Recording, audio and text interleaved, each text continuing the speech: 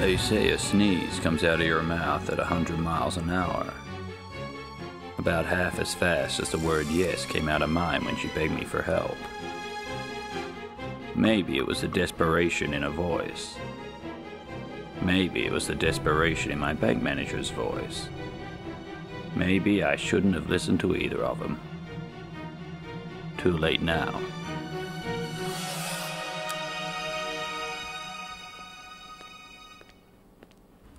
You Shelby? Who wants to know? Detective Crew.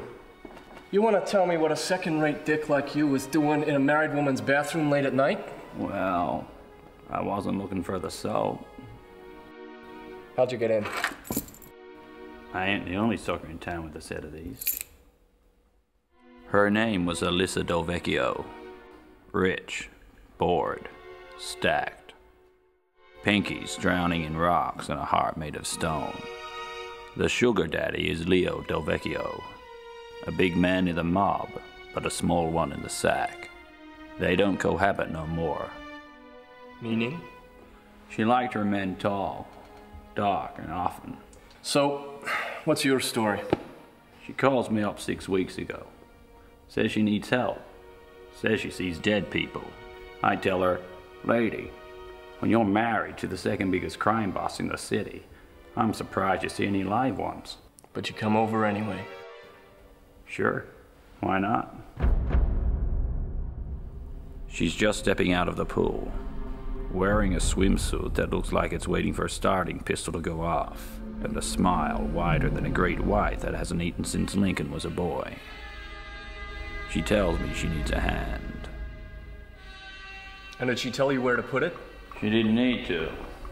If her body was a road map, I was already way past no entry sign. You skipped the driving lesson, what next? We go at it like a sack full of polecats on poppers. Right there against that bar. Jesus, Shelby. Was this place being cleaned? Afterwards, she told me about the dead people.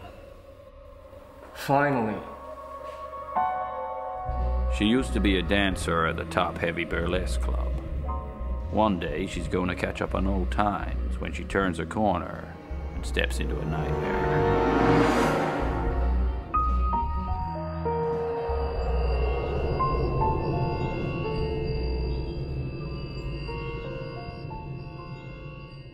Couldn't get it out of her head, so she checked out the news cuttings at the city library.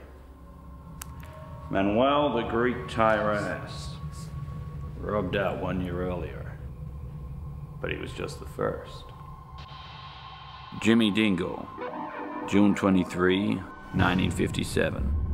Cops say hit and run, but whoever did it had time to reverse over his balls twice before they ran. So what? Leo whacked a couple of guys who've been playing hide the salami with his wife. And she swore she didn't know him. And you believe the pillow talk? Yeah, after she told me about Mommy Dearest. Tuesday at 4, regular as clockwork. Tea for 2, only this time it's tea for 3.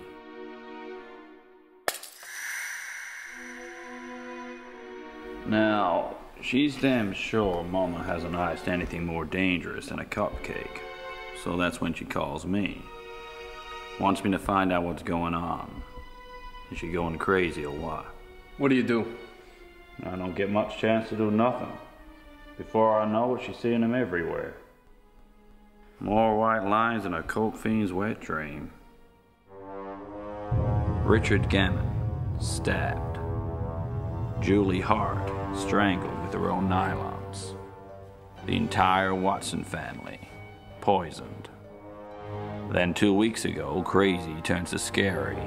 I do the usual checks, nothing. I go back 30 years, still nothing.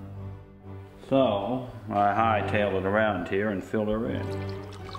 And then? Then I fill her up. Next morning, I'm wondering whether to wake her for a rematch when it comes on the radio. 2 hookers wasted in Hopkins Park. Throat slashed. I try to break a channel, but now she's seeing the future and that scares the bejesus out of her. First thing she does is have me check the records for this place, so I do. And like I tell her, No one's ever been killed here. I spell it out real clear. No one's ever been killed here. But she won't listen. She starts to cling like a magnetic starfish. Says she loves me. Says she's through with Leo. Says she's gonna tell him all about us. And that scares the bejesus out of me. You mean Leo ain't gonna like it when he finds out you've been laying down on the job? Everyone knows Leo's got a real dark side. Trouble is, that's his good one. So I tell her I'm out of smokes and head for the local store. Via Mexico. Then I lay low for a couple of weeks and hope it all goes away. Only thing is, while I'm taking a hike, she takes a shower, and who knows what happened next. Poor kid. I bet she never even said goodbye to dear old Leo.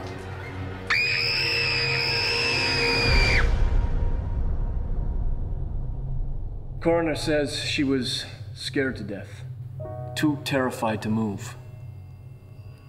Stick around, Shelby. I ain't through with you. You got my number. By the way, what were you doing in the bathroom tonight? Washing my hands.